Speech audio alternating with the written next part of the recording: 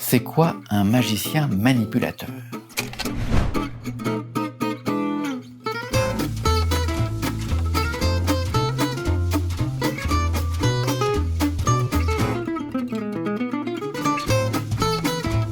Souvent, les magiciens dits manipulateurs présentent un spectacle court, avec un numéro seul face au public et avec pour unique accessoire quelques cartes, des pièces, des foulards ou des objets de petite taille.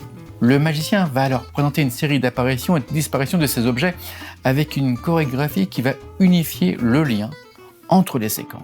Étonnamment, on retrouve des traces de ce type de spectacle assez tard dans le monde magique, comme si cette famille de magie était en lien avec l'évolution des lieux de divertissement, mais aussi avec le goût nouveau pour des performances plus subtiles de la part des spectateurs. La terminologie permet explicitement de comprendre le sens, manipuler avec la main donc, uniquement. Et c'est probablement grâce à deux magiciens américains, Nelson Down et Howard Thurston, vers 1900, que les lettres de noblesse de cette famille de la prestidigitation vont naître.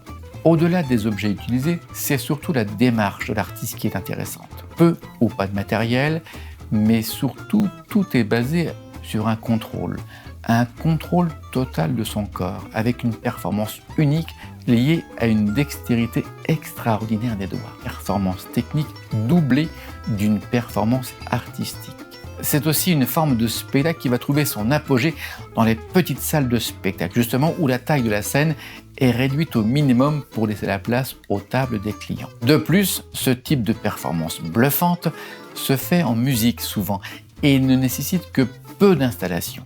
C'est aussi souvent une famille de l'art magique qui est très prisée des connaisseurs de l'art, car ici, point d'accessoires volumineux ou de détournement d'attention spectaculaire, seul le talent et la maîtrise d'une technique digne d'un soliste virtuose sont présents.